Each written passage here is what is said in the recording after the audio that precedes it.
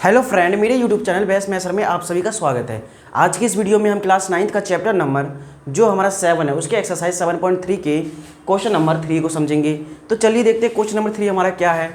तो question number 3 में क्या कहा है कि एक त्रिभुज ए बी सी की, यानी कि इसमें एक त्रिभुज है जिसमें ए बी सी की दो भुजाएं ए बी और बी सी, यानी हमारा ए बी और ये जो हमारा बी सी है, ठीक है, ए बी और बी सी तथा माध्यिका, इसका जो माध्यिका है वो कितना है, क्या है हमारा ए एम क्रमश एक दूसरे त्रिभुज की, यानी कि ये जो दूसरा त्रिभुज है ना, दूसरे त्रिभुज भुजाओं पी क्यू और क्यू आर तथा माध्यिका जो है क्या है पी एन के बराबर है। देखिए जैसे कि आपको इसमें डायग्राम में दिखाया गया है, इसमें दर्शाना हमें कुछ इस प्रकार से, पहला ये और ये दूसरा ये जो दे रखा है हमें।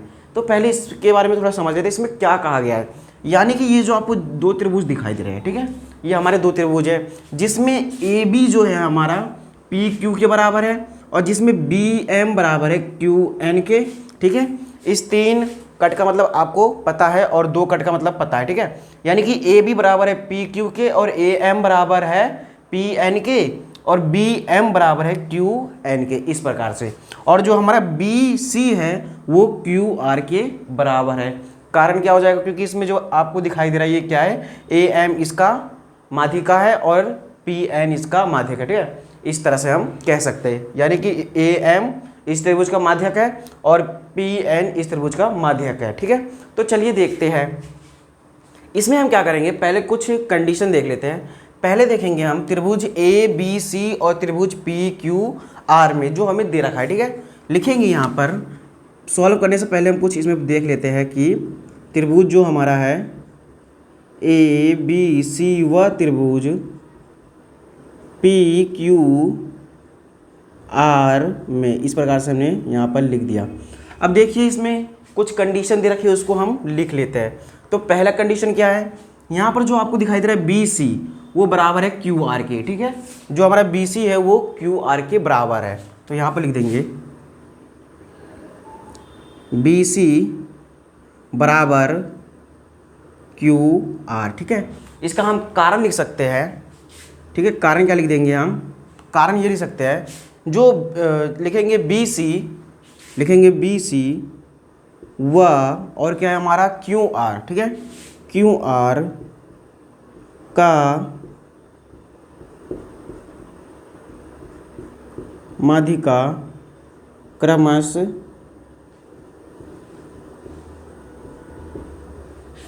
बी सी का क्या है हमारा ए एम, तो लिख देंगे बी सी का ए एम, ठीक है, इस प्रकार से। और वह उसके बाद हमारा बी सी का ए एम हो गया, क्यू आर का क्या है पी एन, तो यहाँ पर लिख देंगे हम पी एन, इस प्रकार से हमने यहाँ पर लिख दिया इसका कारण। अब देखिए यहाँ पर, देखिए ये जो है हमारा इसके बराबर है जैसा कि आपको यहाँ पर दिखाई दे रहा है और ये हमें दिया हुआ है, ठीक है। तो हम क्या कर सकते हैं, इसको क्या लिख सकते हैं हम, हाफ वी हमारा जो है हाफ बी सी बराबर हाफ क्यू आर हमारा क्या हो जाएगा, यानी कि आधा, यानी बी सी का आधा क्या हो जाएगा बी एम और क्यू आर का आधा हो जाएगा क्यू एन। तो लिख देंगे बी एम बराबर क्यू एन। हम इसमें कारण क्या लिख सकते हैं, ये जो हमें दे रखा है, ठीक है, यहाँ पर जो आपको ये तीन कट दिखाई दे रहा है और इसमें तीन कट दिखाई दे रहे हैं, इसका मतलब है कि ये हमें दिया हुआ है। तो यहाँ पर रीजन लिख देंगे दिया है, ठीक है, इस प्रकार से हमने यहाँ पर लिख दिया, ठीक है। ये हो गया, हमने कुछ इतना थोड़ा सा रचना किया इसके बारे में, इसे हम फर्स्ट मान लेते हैं, फर्स्ट इक्वेशन इस तरह से हम मान सकते हैं, ठीक है। तो आई होप आपको इतना समझ में आ गया होगा। तो चलिए अब हमारा जो पहला पार्ट है और दूसरा पार्ट है उसे सॉल्व करते हैं, ठीक है।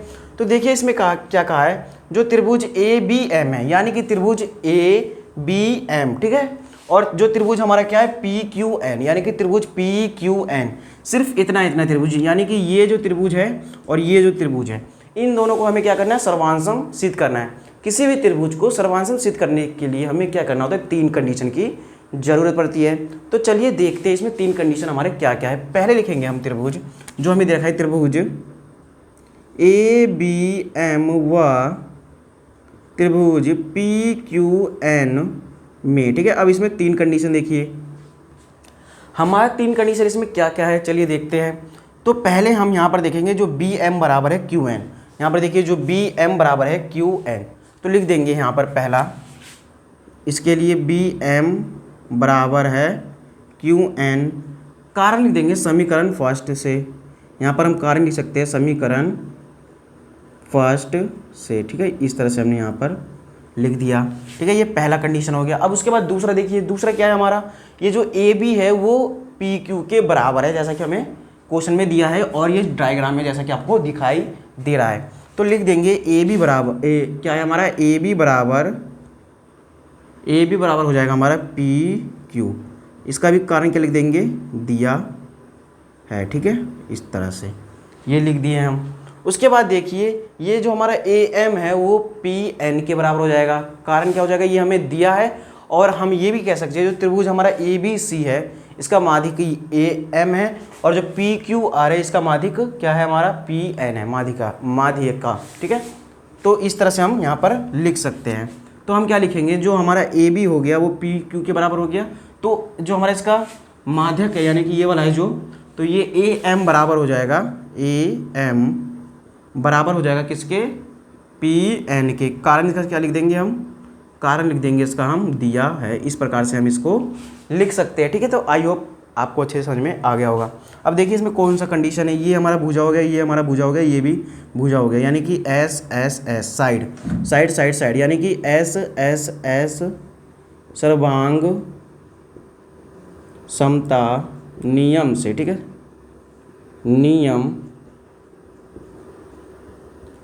नियम से क्या हो जाएगा हमारा, नियम से त्रिभुज जो हमें दे रखा है ए बी एम सर्वांसम हो जाएगा त्रिभुज पी क्यू एन के। इस तरह से हमने इसको सर्वांसम सिद्ध कर दिया पहला कंडीशन को, ठीक है। ये हमारा पहला कंडीशन हो गया, यानी कि पहला जो है था वो हो गया। अब उसके बाद है दूसरा त्रिभुज। तो दूसरा त्रिभुज में क्या है, जो त्रिभुज ए बी सी है वो सर्वांसन करना है त्रिभुज पी क्यू आर के, यानी कि जो त्रिभुज ए बी सी ये पूरा त्रिभुज है, इस पूरे त्रिभुज को हमें पी क्यू आर के सर्वांसम सिद्ध करना है। तो चलिए देखते हैं इसे हम कैसे करेंगे।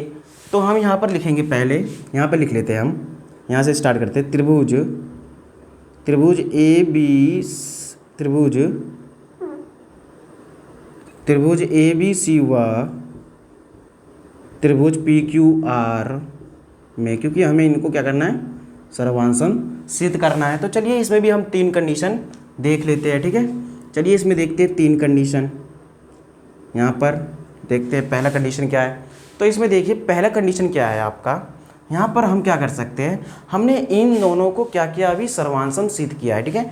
जो आपको इतना दिखाई दे रहा है, ठीक है, इसको हमने सर्वांसम सिद्ध किया जैसा कि आपको यहाँ पर दिखाई दे रहा है, ठीक है। अब देखिए हम क्या करेंगे इसमें, अब हम इसमें क्या कर सकते हैं, ये जो हमारा बी है ना, बी इसको हम एक कोण मान लेते हैं और इसको भी हम एक कोण मान लेते हैं। ये हमारे क्या है, ये हमारे भुजा के क्या है, यानी कि ये जो सर्वांसम जो हमारा नियम है उससे क्या हो जाएगा, जो इसके भाग होते हैं आपस में क्या होते हैं, संगत होते हैं, या फिर कह सकते हैं बराबर होते हैं। यानी कि हम इसका कारण दे सकते हैं by C P C T द्वारा। सी पी सी टी क्यों लगा सकते हैं, क्योंकि हमने इन दोनों का भी सर्वांसम सिद्ध किया है।